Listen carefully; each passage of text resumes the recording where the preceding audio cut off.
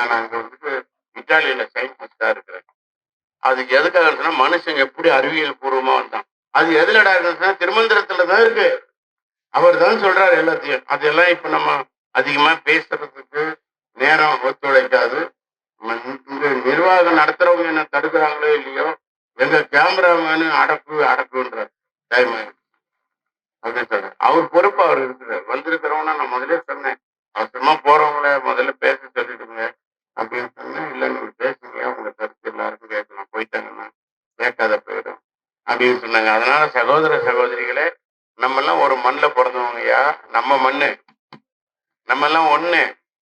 நம்ம எத்தனை கொள்கைகள் எத்தனை கோயில்ல வந்துட்டு இன்னைக்கு விசேஷம் நடக்கும்போது பள்ளிவாசல்ல இருந்து பீதாம்பரம் பட்டு எல்லாம் கொண்டு போய் சாத்தி அங்க உட்காந்து பாத்தியா ஓதிட்டு வராங்க தெரியுமா? எத்தனை பள்ளிவாசல்ல வந்துட்டு அவங்க வந்துட்டு முறை செய்யறாங்க தெரியுமா? இதெல்லாம் நம்ம ஊர்ல நடக்குது. தேவையில்லாத அரசியல் ஆதாயத்தை முன்னிட்டு தான் எல்லா தப்பும் நடக்குது. நடந்துட்டு போட்டோம். எல்லாம் இறைவன் நாட்டணும். என்ன நாடுறனா நடக்குது. இங்க இவ்வளவு சகோதரத்துவமும் இருக்கும். எனக்கு ஏற்கனவே தெரியும் பரங்கிப்பேட்டை. என்னுடைய நண்பர் ஒருத்தர் இருந்தாரு. அவர் வந்துட்டு பூபதின்னு பேரு. சித்த மருத்துவம் இங்க செய்வார். அவரே சொந்தமா மருந்து செய்வார். அவருக்கு இல்லை. இங்க கூட யாராவது மருத்துவம்னு எனக்கு கேட்டா நான் அவருக்கு தான் அனுப்புவேன். எந்தெந்த ஊர்ல மருத்துவர்கள் இருக்காங்களோ அங்கதான் அனுப்பிடுவேன். என்கிட்ட வராதிங்கன்னு சொல்லிடுவேன். நான் உலகத்தை சுத்திட்டு இருப்பேன். என்ன வந்தா நீங்க பார்க்க முடியாது. அதனால சகோதர சகோதரிகளே, இப்ப நான் கடைசியா ஒரு செய்தியை சொல்லிட்டு நான் விடைபெறுகிறேன். இன்னைக்கு ரஷ்யாவிலையும் உக்ரைன்லயும் சண்டை போட்டுக்கிறான்றத நமக்கு செய்தி. ஒரு குண்டு வந்து இங்க விழுந்ததுன்னா அது நிகழ்வு. நம்ம நிம்மதியா இருப்போமா? சாப்பிடுவோமா? தூங்குவோமா? நம்ம நிம்மதி எல்லாம் போயிடும். அந்த காலம் ரொம்ப தூரத்துல இல்ல, நம்மள நெருங்கிக்கிட்டு இருக்கு. பிரச்சனை உலக அளவுல எல்லாரும் மனசையும் வெதும்பி போகக்கூடிய அளவுக்கு செய்யக்கூடிய பிரச்சனை நெருங்கி வந்து கொண்டிருக்கிறது. இதுல இருந்து நம்ம நிம்மதியா இருக்கிறதுக்கு ஒரே வழிதான். இந்த ஜாதி மத சமயத்தெல்லாம் விட்டுருங்க, நீங்க எப்படியாச்சும் இருங்க.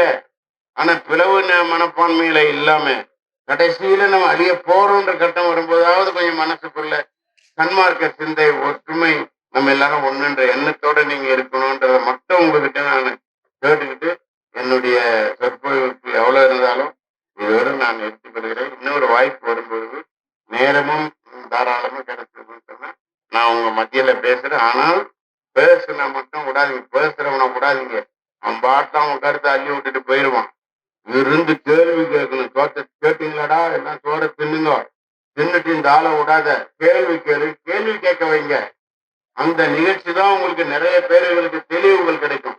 கேட்கறதுக்கு மனசு இருக்கும், ஆனா பயமா இருப்பாங்க, வெக்கப்பட்டுக்கிட்டு இருப்பாங்க. இதெல்லாம் நம்ம எதிர்காலத்துல உங்க நிகழ்ச்சிகள்ல பங்கு பெற வைங்க. சத்து விசாரணை நடத்தும் ஐயா சொன்னது இதெல்லாம் நடத்த வேண்டும் என்று உங்களை கேட்டுக்கொண்டு என்னை இவ்வளவு நேரம் பேச வைத்து பொறுமையாக இவங்கெல்லாம் முடியவே முடியும். இப்படின்னு உட்காந்துருக்க முடியாது.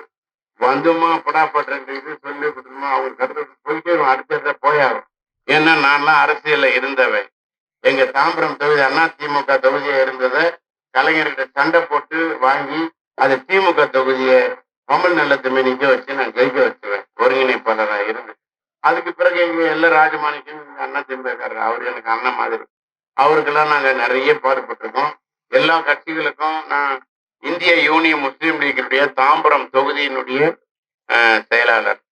அதனால நாங்க திராவிட முன்னேற்ற கழகத்தினுடைய கூட்டணியா இருப்போம். அண்ணா திராவிட முன்னேற்ற கழகத்தினுடைய கூட்டணியா இருப்போம். இங்க இருக்கும்போது அவங்கள திட்டுவோம், அங்க இருக்கும்போது இவங்களை திட்டுவோம். எம்ஜிஆர் அண்ணா நான் போட்டு வாங்க எவ்வளோ, கருணாநிதி எல்லாம் போட்டு வாங்கினது நிறைய. ஆனா அவங்களும் என்னுடைய நண்பர்கள், என் மேல அன்பு கொண்டவர். அரசியல் ரீதியா அப்படி செய்வோம்.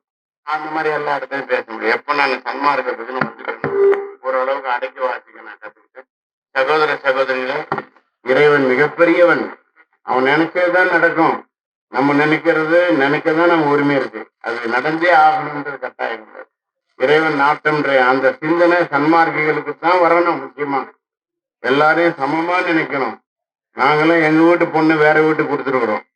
அதே மாதிரி எல்லாரும் ஜாதி மதம் இதெல்லாம் நுழைக்க விடாம நல்ல விதமா பொதுப்பட்ட வாழ்க்கையை வாழ்றதுக்கு முயற்சி பண்ணுங்க.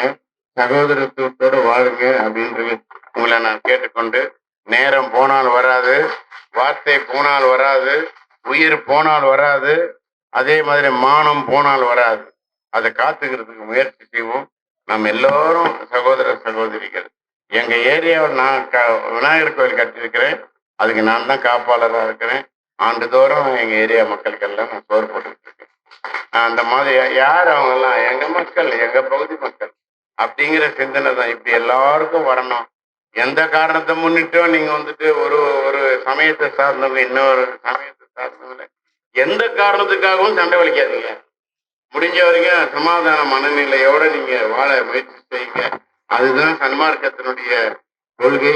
அதே நேரத்துல உணவுன்னு எடுத்தீங்கன்னு சொன்னா இஸ்லாத்துல குர்ஆன்ல உங்களை மாமிசம் உண்ணலாம் சொல்லியிருக்கு. இஸ்லாத்தினுடைய 5 கடமைகள் என்ன?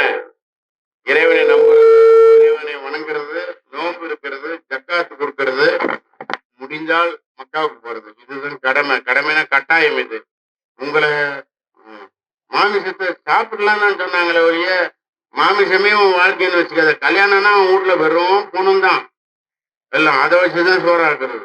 எங்க ஊர்ல பொண்ணு இங்கெல்லாம் பார்த்தா காணும். கடுகு வந்து பிரியாணி கடை.